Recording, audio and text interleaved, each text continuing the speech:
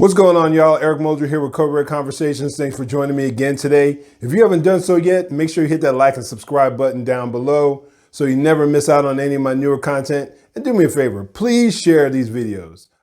And my main desire is to impact the culture. When it's all said and done, I truly believe that the topics that we evaluate can be life-changing. So make sure you please share. It's almost a guarantee that anytime there's a shooting or a high-profile use of force incident, you'll see a meme or a video like this. Comparing police encounters where a black man has been taken into custody or shot for a minor offense, or it could be for any level of offense, with one where a white man was taken into custody, possibly for a mass shooting or some other horrendous act, and walks away without a scratch or a scuff, and definitely not shot. Videos or memes like these are meant to imply and point out a racist system. The unfortunate thing is there are a lot of people out there who will take these memes and videos seriously without even offering a hint of criticism or logical evaluation. In this video, my argument is that taking that approach is a completely irrational one and a perspective that should not be used by anyone who desires to be taken seriously. The first thing that someone needs to understand is that no two police encounters are ever completely the same. You have different officers, you have different environments, you have different suspects. We'll be breaking down each one of those topics to demonstrate how and why they're different. Let's examine how and why each one of these points can completely change a police contact. The first one is the location or environment. One can take place in the daytime, one could take place at night. You might be wondering how those can change things. First off, an officer's vision can be severely limited or impacted depending on the time of day. The officer could have tremendous difficulty determining whether the suspect is in possession of a dangerous weapon or not. And when you take into consideration also the split second, the often rapidly evolving circumstances of a police contact, that alone can play a major role in its outcome. Put yourself in this situation. You're searching for a robbery suspect. Now, the legal definition for robbery here in the state of Nevada is the unlawful taking of personal property from the person of another or in his presence against his will by means of force, violence, or fear of injury. Putting it simply, someone basically takes something from someone else by threatening them or using force against them. So let's say you're looking for a robbery suspect or even a murder suspect. It's midnight, you're in a darkened area that's poorly lit, and you come across that suspect. You give them verbal commands to get on the ground. They turn around and they point a shiny object at you in a firing position. What would you do?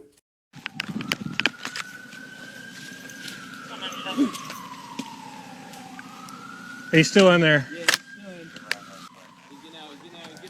Hey man, show me your hands! Show me your hands! Come on out. Hey, do not reach! Do not reach! Come on, man. Show me your hands! Just come on out. Show me your hands! Show me your hands now! Let me see your hands! Dude, it's not even that serious. Come on, man. Let me see your hands! Do not reach! Do not reach! Tase him! Ineffective. Show me your... We got one down! Got one down. I'm good. Call it in. Dispatch, shots fired, shots fired. Send EMS. Show me! Show me! Do you wait, knowing that he could be shooting a gun at you, which could take your life or someone else's? Or would you make a quick decision to fire on him? And who would be at fault in an encounter like that? Would it be your fault or would it be the suspect? You gave them verbal commands.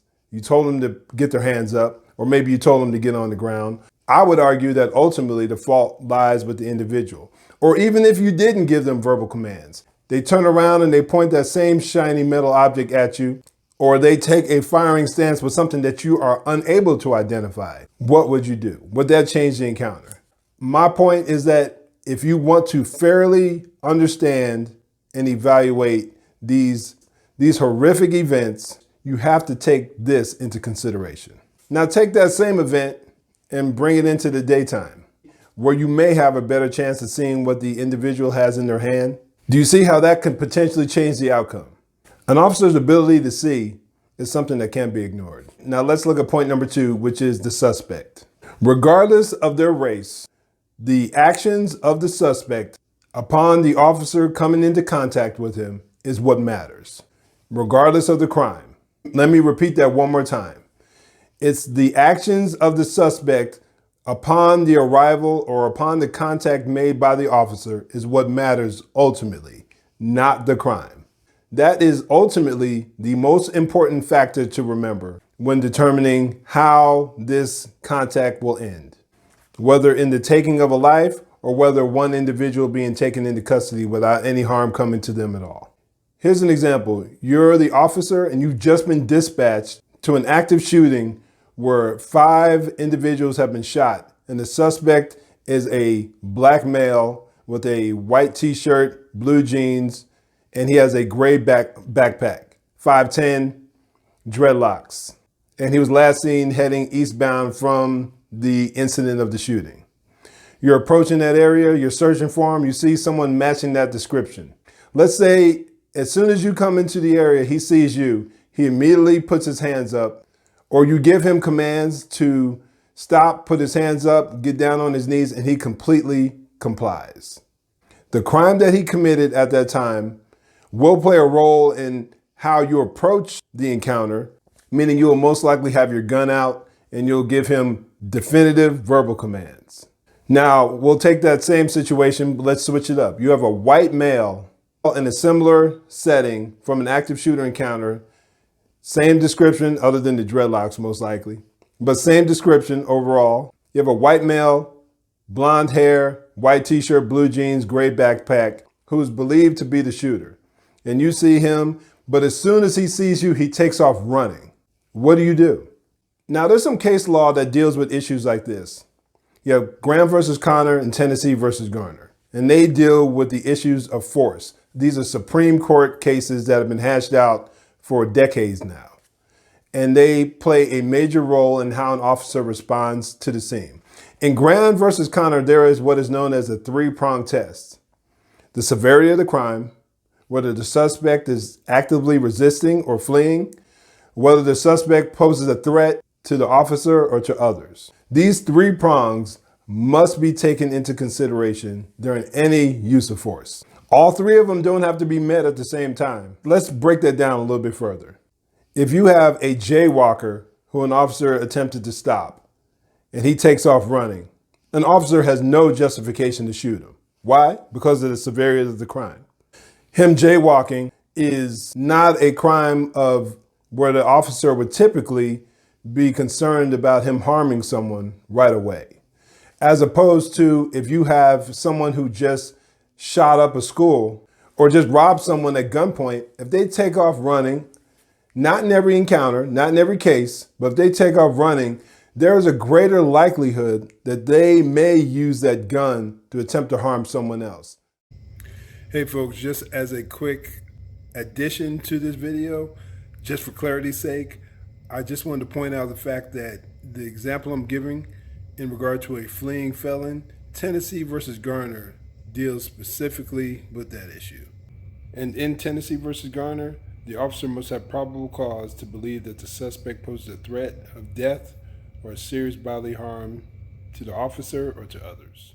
So those factors, all of those factors need to be considered as well. Not race, the severity of the crime, whether the suspect is fleeing or actively resisting, and whether he poses a threat to the officer or to others. So if you have an individual who is pulled over, let's go to the jaywalking. Let's use that as an example. An individual was stopped for jaywalking. So you have a low severity of the crime at that moment. But let's say during the encounter, he gets into it with the officer, and then he turns on the officer and he starts to fight the officer. So you have, he's resisting, and then also you have it escalated. The severity of the crime changes. You have a potential battery on an officer. He's fighting the officer Let's say there's a physical disadvantage or he gets a drop on the officer. Now he's beating the officer up. It could escalate to the point to where the officer needs to use deadly force. So many things can contribute to the amount of force that that officer uses at that time, the size of the officer, but we're going to get more into that in a minute. But there's so many contributing factors.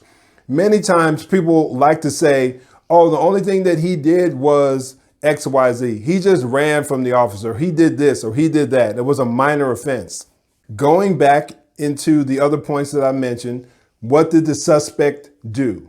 I didn't even mention to what did he say, and which plays a role also. That suspect could have threatened the officer. He could have made a verbal threat saying, you better leave me alone or I'm going to beat the crap out of you or I'm going to kill you. But a lot of times we're not privy to that information. If the body cameras weren't working or whatever the case may be, we don't always have all that kind of knowledge. But in the example I just used, you have an initial lower level crime that escalated based on the actions of the individual, which is why sometimes a simple crime, a misdemeanor crime, could end up being a deadly force encounter. And here's an example right here. Okay, we'll have to make a mandatory court appearance at New Philly Muni Court, July 3rd at 1 p.m. Okay.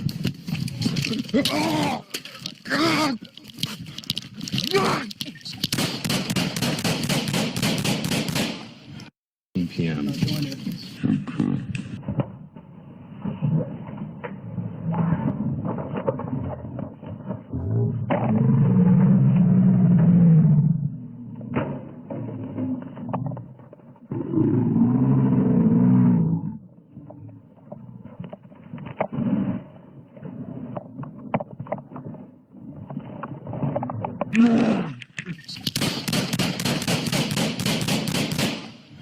You have an example here of a minor traffic offense turning into a deadly force encounter, and race having nothing to do with it.